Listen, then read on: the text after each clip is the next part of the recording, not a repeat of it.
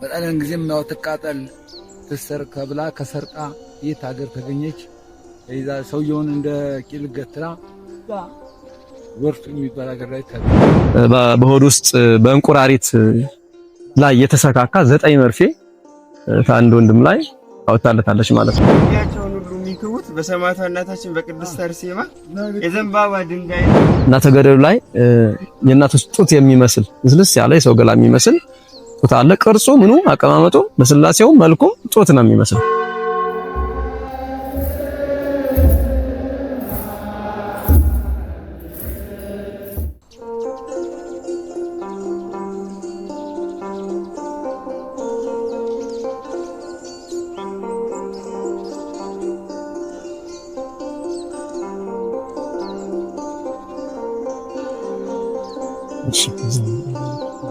የሉል እግዚአብሔር ቤተሰቦች ሰላምታችን በእያላችሁበት ድረስልን። አሁን ከአባታችን ጋር በጅሩ ቅድስት አርሴማ ቅጥር ግቢ እንገኛለን። አባታችን ራሳቸውን አስተዋውቀው ለእናንተ ደግሞ የሚያስተላልፉት መልእክት ይኖራል። ወደ አባታችን እንሄዳለን። እሺ፣ በመጀመሪያ እግዚአብሔር ስሙ የተመሰገነ ይሁንልን። ስሜ ቀሲስ ኪዳነ ማርያም ገበየሁ እባላለሁ። እዚህው ተወልጄ ነው ያደግኩት። አሁንም በአገልግሎት ላይ የማገለግለው እዚህ ቦታ ነው ማለት ነውና እንግዲህ ያው የመጣውን ሰው በምንችለው መጠን አገልግሎት እየሰጠን ነው። እንግዲህ ይችን ቦታ ለማግኘት ያው በብዙ የሚታወቀው በስም የሚታወቀው ጅሩ አርሴማ በሚል ነው። ጅሩ አርሴማ ሲባል አሁን እዚህ ላይ እኔ ላስተካክለው ፈልገው ጅሩ አርሴማ የሚለው በከተማው ህዝብ ወይም ደግሞ ከአዲስ አበባ መስመር ላይ ወደ ጅሩ የሚሄደው መስመር ላይ ስለምትገኝ ጅሩ አርሴማ በሚል ህዝቡ በጣም ያውቃት በዚህ ነው። ነገር ግን ይሄ ቦታ የሚባለው ሲያደብርና ዋዩ ወረዳ ልዩ ስሙ ደግሞ ሰንከታ ቅድስት አርሴማ ነው የምትባለው ማለት ነው። እና በብዙ ይሄንን በጽሁፍም አዘጋጅተን ለቀናል። በየክብረ በዓሉ እናስተዋውቃለን። ጅሩ አርሴማ ሲባል በየተለያየ ቦታ ላይ አሁን በስሟ ያልተሰራበት ቦታ የለም። ሁሉም ቦታ ላይ ጅሩ ውስጥ አሁን አዲስ ቤተክርስቲያን የተሰራች አለች እዚህ ነዋሪ ከተማ አካባቢ ላይ አረሁ ውስጥ ማለት ነው። እና ብዙ ጊዜ ጅሩ አርሴማ ሲሏቸው እዚያ እየሄዱ እንደገና ተመልሰው ዘንባባው ያለበትን ወይ ደግሞ ጸበሏ ዋሻዋ የሚገኝበትን ነው የምንፈልገው ሲሏቸው በድጋሚ ወደዚህ ተመርተው የሚመጡበት አጋጣሚ አለ ማለት ነው። በጣሊያን ጊዜም ያው ተቃጠል ትሰር ከብላ ከሰርቃ የት ሀገር ተገኘች ይዛ ሰውየውን እንደ ቂል ገትራ ወርፍ የሚባል ሀገር ላይ ተገኘች አመጣን። ከዛም ወዲያ ያው አባታችን ሲያሸሿት ይዛ ጋር ያው አሁን ድረስ እንጠቀማለን እንኖራለን ማለት ነው። በፊት የነበረች የቱ ጋር ነው? ታችኛው ያው እስቴቱ ጋር ይሄ ታች መጠለያው እዛ ነበረች በፊት። እዚያ ደግሞ እስላሞች የነበሩ ቦታው እስላም መስጊድ ነበረ። እዚህ መስጊዱን በአንድ ቀን ሌሊት ንፋስ አስነስታ ይደረሰበት አጠፋቸው። በገባይ ጊዜ ማለት ነው። እዛች አጠፋች። እስላም ነበር። አገሩም እስላም አገር እኮ ይባላል ነው እንዴ?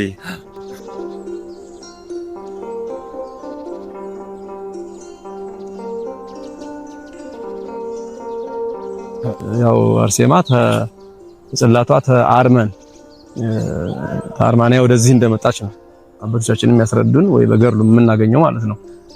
ከዚያ ሲመጡ በመጀመሪያ ጊዜ ያው እንግዲህ እንደ ማንኛውም ዘመነ ሰማዕታት የክፉ ዘመን አለ። ክርስቲያኖች የሚሳደዱበት ጊዜ ነበርና ያ ጊዜ ገጥሟቸው የቅድስት አርሴማን ጽላት ይዘው ወደዚህ እንዳመሩ ይነገራል። ወደዚህ ሲያመሩ እዚህ ወሎ ውስጥ ስሪንቃ የምትባል ከተማ አለች። እዚያ ቦታ ላይ ሲደርሱ እንዳረፉ ነው አባቶቻችን የሚያስረዱንና እዚያ ቦታ ላይ ሲያርፉ ያው አረጋውያኖች እንደነበሩ አብረው ሲጓዙ ወደዚህ ሲመጡ አረጋውያኖች ወንዶችም ሴቶችም እንደነበሩና እዚያ ሲደክማቸው መሄድ ወደዚህ መጣት አልቻሉም።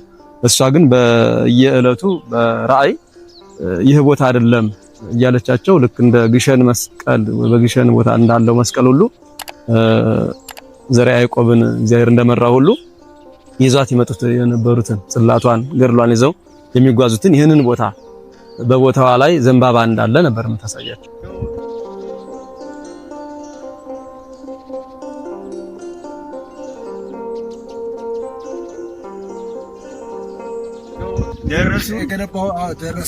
የገነባሁትም በዘንባባ ድንጋይ ነው።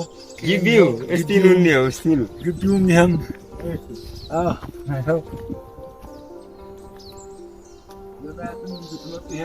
ዘንባባው ድንጋይ እነዚህ እንዳለ ድንጋዩ ያው ተመልካቾቻችን ግቢያቸውን ሁሉ የሚክቡት በሰማዕቷ እናታችን በቅድስት አርሴማ የዘንባባ ድንጋይ ነው አይደል ነው። እነዚህ አብፈለጡ እንዳለ ዘንባባ ይወጣቸው እንዳለ በዘንባባ ነው ግቢያቸውን የሚያጠሩ።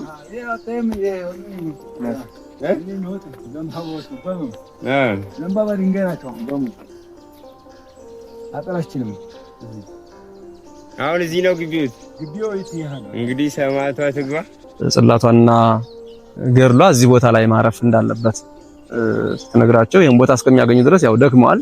ሲሪንቃ ላይ ሲደርሱ አባቶቻችን እንደሚያስረዱን እዚያው ግማሾቹ ደከሙባቸው፣ ግማሾቹ አረጋውያን ሲደክሙባቸው ወደዚህ መምጣት ስላልቻሉ ሁለት ገርን ነበር ይሉናል። ከዚያ መጀመሪያ ሲነሱ ሁለት ጽላት ሁለት ገር ይዘው ሲነሱ በጉዞ ላይ ያሉ እዚያ ሲደክማቸው ሁሉንም ይዘውባቸው እንዳይመጡ እዚያም ያሉት ክርስቲያኖች ናቸውና አባቶች ናቸውና ተካፈሉ። አንዱን ገርልና አንዱን ጽላት ሲሪንቃ፣ አንዱን ገርልና አንዱን ጽላት ደግሞ ወጣቶች የሆኑት መሄድ መጓዝ የሚችሉት ወደዚህ ቦታ እንዳመጡት ነው የሚነገረው ማለት ነው። እንግዲህ እዚህ ቦታ ላይ እስከሚደርሱ ድረስ በብዙ ምልክት በብዙ በእግዚአብሔር መሪነት ነው ያው በራእይ የተገለጸችላቸው። ይሄ ቦታ አይደለም በምስራቅ በኩል ሂዱ፣ በምዕራብ ሂዱ፣ በሰሜን በደቡብ እያለቻቸው እዚህ ቦታ ላይ ሲደርሱ ልክ ያን የምታሳያቸውን ዘንባባ የዘንባባ ድንጋዩ እዚህ ላይ እንደነበረ ከዚያ በኋላ እዚህ ቦታዬ ነው ብላ ይሄንን ቦታ እንዳሳየቻቸውና ከዚያ ጀምሮ ነው እንግዲህ እዚህ ቤተክርስቲያን ተመስርቶ መኖር ቅድስት አርሴማ ተአምር መስራት የጀመረው ማለት ነው።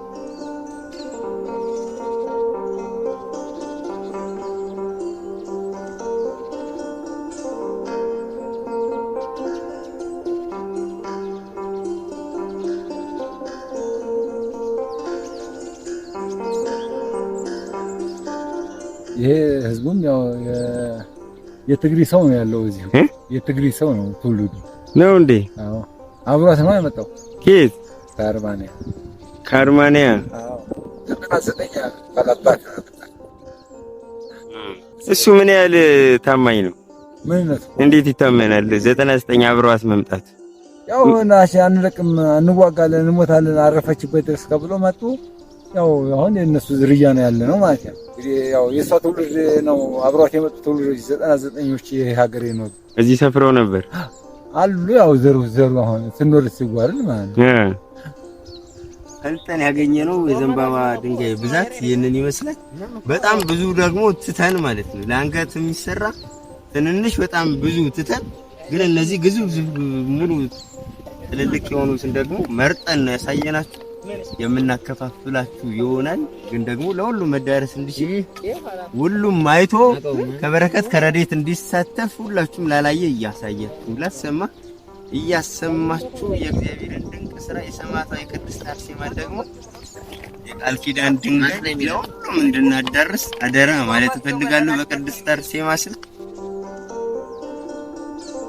የአማኒ የነበሩ ሰዎች እንደነበሩ ይነገራል። እነሱ በዋሻዋ ላይ መጀመሪያ እንዳረፉ 9 ሰዎች ይዘዋት እንደመጡ ነው የሚነገረው። እነሱ በዋሻዋ ላይ እንዳረፉና እዚህ ቦታ ላይ ግን አንዳንድ አማኒ እንደነበሩበት ከሰው ሀገር የመጡ እንደነበሩበት ከዚያ በኋላ እሷ ጽላቷ እዚህ ካረፈ በኋላ በራሱ መንፈስ ቅዱስ ሲያቃጥላቸው አገሩን ጥለው እንደጠፉ ቀን ይጥፉ ሌሊት አይታወቅም፣ አገሩን ያውለቀው ጠፍተዋል። ከዚያ በኋላ ነው ቅድስት አርሴማን ይዘው የመጡ አባቶች እዚህ ቦታ ላይ ጎጆ ሰርተው ቤተክርስቲያኗን በሳር ጎጆ ሰርተው ያው ሲገለገሉ ቆይተው እንግዲህ አሁን የምናየውን ህንጻ ለማነጽ ደግሞ በዘመኑ ወይ ደግሞ አሁን በእኛ ዘመን እግዚአብሔር ይፈቀደላቸው እዚህ ደረጃ ላይ አድርሰዋታል። የግቢው እንዲስፋፋ ተደርጓል። ግማሹ በፈቃደኝነት፣ ግማሾቹም የተወሰነ ካሳ እየተከፈላቸው የሆነ የምታዩትን የህዝብ መገልገያ በሰፊው ተረክበን እየተገለገልን ያለ ነው ማለት ነው።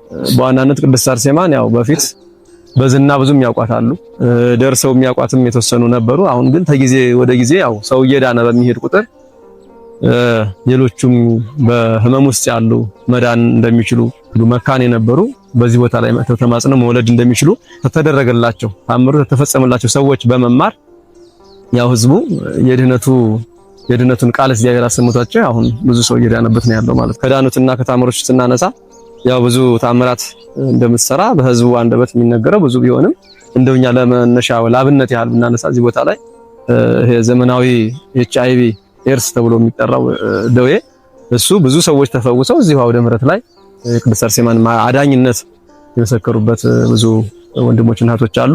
ከዛ ሲቀጥል አይናቸው ማየት የተሳናቸው እዚህ ቦታ ላይ ሲደርሱ እንደተፈወሰላቸው እኛም በአካል አይተናል፣ እነሱም መስክረዋል ማለት ነው።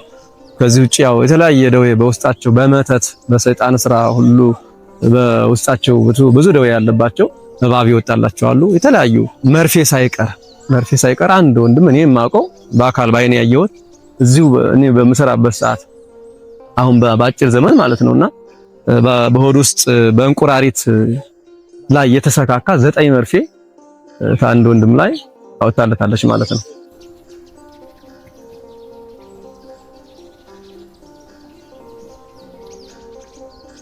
ሰማዕቷ እናታችን የጅሩ ቅድስት አርሴማ ወዳጆች እግዚአብሔር ይፈቅድ ያው የቅድስት አርሴማን የጡቷን ጸበል ይዘናል። የባሰባችሁ ለሁሉ መዳረስ ስለማይችል በህመም ያላችሁ የጠናባችሁ እየደወላችሁ መጠየቅ ትችላላችሁ። ሰማዕቷ እናታችን ምናልባት ምክንያት ይኖራት ይሆናል ለድህነት ታደርግላችሁ ነው እያስባል። ንስሐ ከጨረስን በኋላ ቀኑና ከጨረስን በኋላ ዋሻ እንገባለን። እዚያ ዋሻ ላይ የምናገኘው ብዙ በረከት አለ። አንዱ የኃጢአት ስርየቱ እንዳለ ሆኖ ከዚህ ውጪ ግን መንገድ የበዛብን ሰዎች አማራጭ ግራ ያገባን ከሰው የማናገኘው መልስ በእግዚአብሔር ቃል በዚያ ቦታ ላይ እናገኛለን። ከዚህ ውጪ ያው ወተት የሚል የወተት ጣዕም ያለው የሚፈልቅበትም ገደል የጡት መሰል ለሁላችን አይታይም። ያው ግንብ ግቢ ነው፣ ግንብ ተገንብቶ ነው ያለው፣ ሁሉ ሰው አይገባም። እና ተገደሉ ላይ የእናቶች ጡት የሚመስል ልስልስ ያለ የሰው ገላ የሚመስል ጡት አለ። ቅርጹ ምኑ አቀማመጡ በስላሴው መልኩ ጡት ነው የሚመስለው፣ የሰው ገላ ነው የሚመስለውና ከዚያ ላይ ተጫፏ ላይ ነው ጠብ እያለ የጡት ጸበል የምንለው እሱን ነው። ስንጠጣው የወተት ጣዕም ነው ያለው። እንግዲህ እሱን ጠጥቶ ያው ያልተፈወሰ ሰው የለም፣ ሁሉም ተፈውሷል። እግዚአብሔር እንግዲህ ወደፊት ምን የሚፈወስ ካለ የታመመ ሰው ካለ ይፈወሳል፣ እየተፈወሰ ነው ማለት ነው። እንግዲህ ይሄ ሁሉ ሁለቱ የቦታው ትልቁ መገለጫ ነው።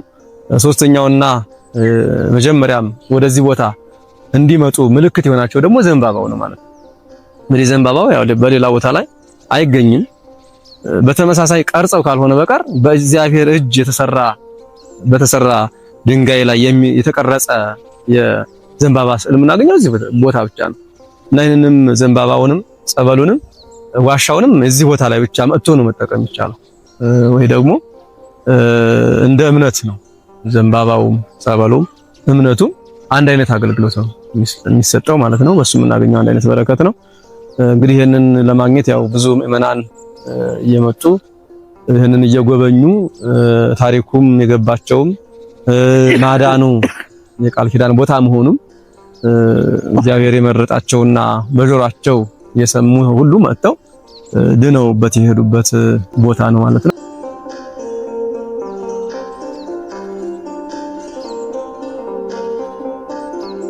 የጅሩ ሰማዕቷ እናታችን የቅድስት አርሴማ ወዳጆች ያው አባታችን እያሉ ያሉትን ሰምታችኋል።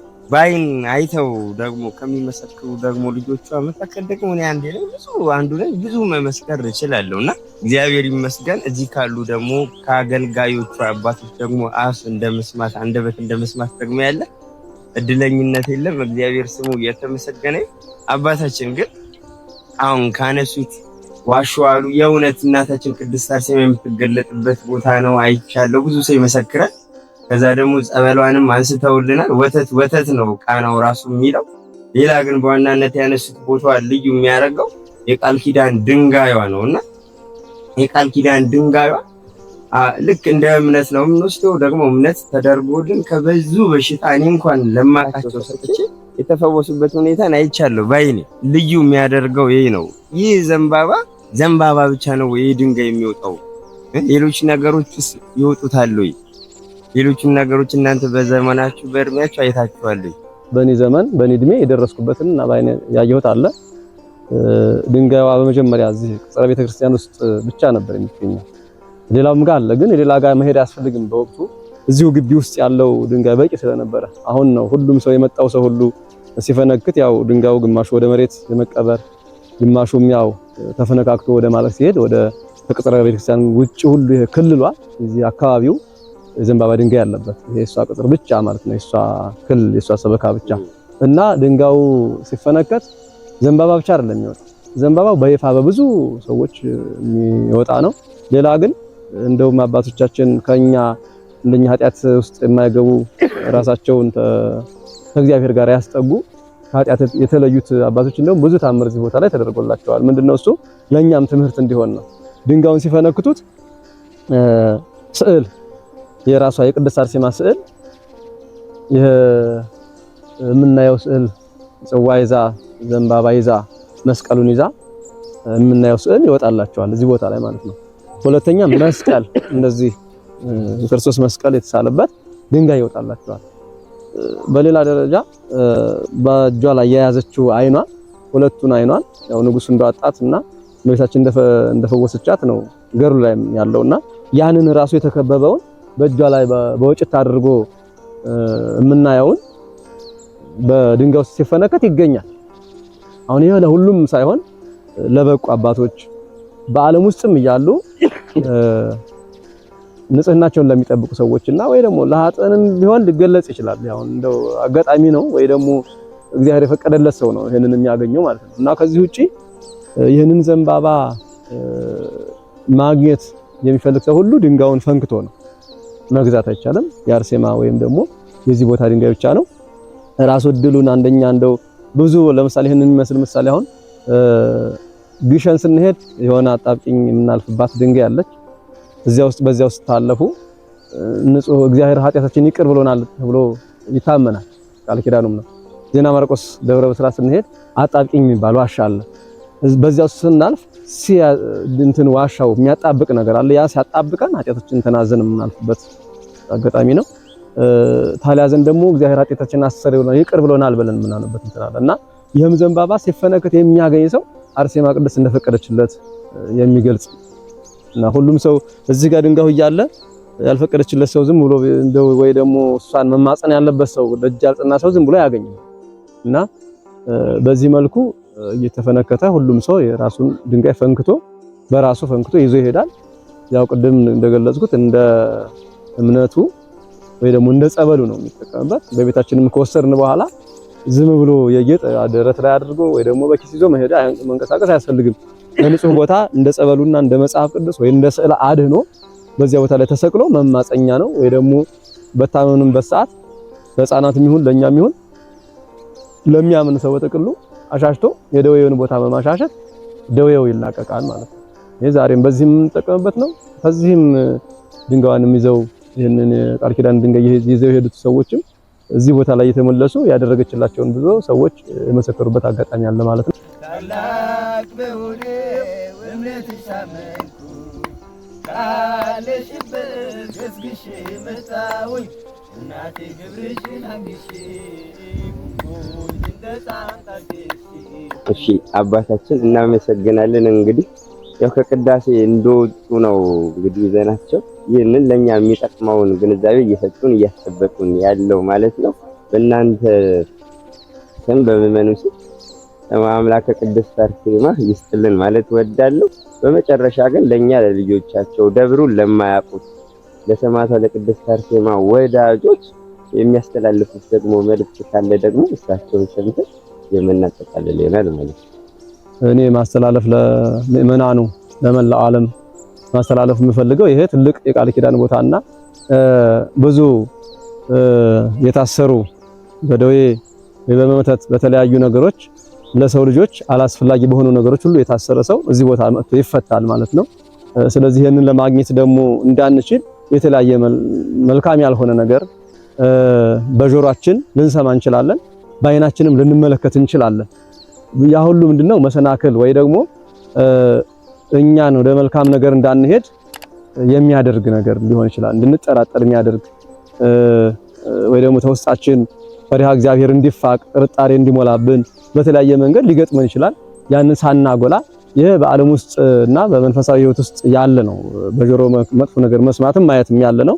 ነገር ግን እኛ ጣዕም የሆነውን ይህንን ቦታ እኔ ለምእመናኑ ማስተላለፍ የምፈልገው በምንም ሰው በምንም ነገር ደንግጦ ወይ ደግሞ ተጠራጥሮ ተቦታው ላይ እንዳይቀር የቻለ ሰው ሁሉ ቅድስት አርሴማ የፈቀደችለት ፈቃድ እግዚአብሔር ሁሉ ያገዘው ሰው ቦታው ላይ መጥቶ ከመስማት ማየት የተሻለ ነውና ዋሻዋን ጎብኝቶም በጸሎትም እግዚአብሔርን ጠይቆ ዋሻዋን አይቶ እንግዲህ ዋሻዋ ለመግለጽ አጠር አድርጌ ስገልጽ ያው ዋሻዋ በመጀመሪያ እዚህ ቦታ ላይ ስትመጣ ያረፈችበት ቦታ ነው።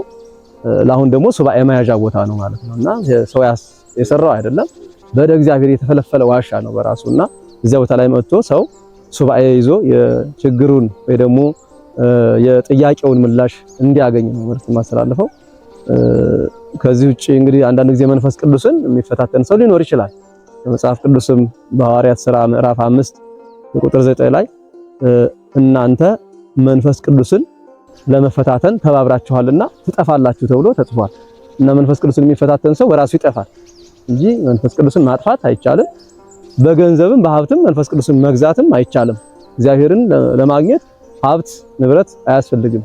አምላከ ነዳያን ተባለ እንጂ አምላከ ባለጸጋ ተብሎ አልተጻፈምና ለነዳያኖች ነው አስቀድሞ ምንም ለሌላቸው እምነት ብቻ ነው ለሱ የሚሰጠው ሀብት የሚኖረውና ሁሉም ሰው ወደዚህ ቦታ ላይ መጥቶ በረከት እንዲያገኝ ዘንባባዋንም እዚህ ቦታ ላይ ብቻ መጥቶ ከቤተ ክርስቲያኗ የተዘጋጀውን ዘንባባ ማለት እዚህ ቦታ ላይ የሚገኘውን ዘንባባ በተለያየ መንገድ ቤተ ክርስቲያኗን ጠይቆ የሚያገኝበትን መንገድ ጠይቆ እንዲያገኝና በሱ እንዲፈወስ እንደ እምነት እንዲጠቀምበት ጸበሏንም እንደዚሁ እምነቷንም እንደዚሁ እንጂ ከዚህ ውጪ ጸበል መሸጥም መግዛትም መንፈስ ቅዱስን እንደመግዛት ነው። መንፈስ ቅዱስን በላያችን ላይ ለማሳደር ገንዘብ አያስፈልግም፣ የእምነት ነው የሚያስፈልገው ማለት ነውና በረከቱን በማግኘት ያው ሰላም እንድናገኝ ጤና እንድናገኝ እመኛለሁ ለምእመናኑ ማለት ነው።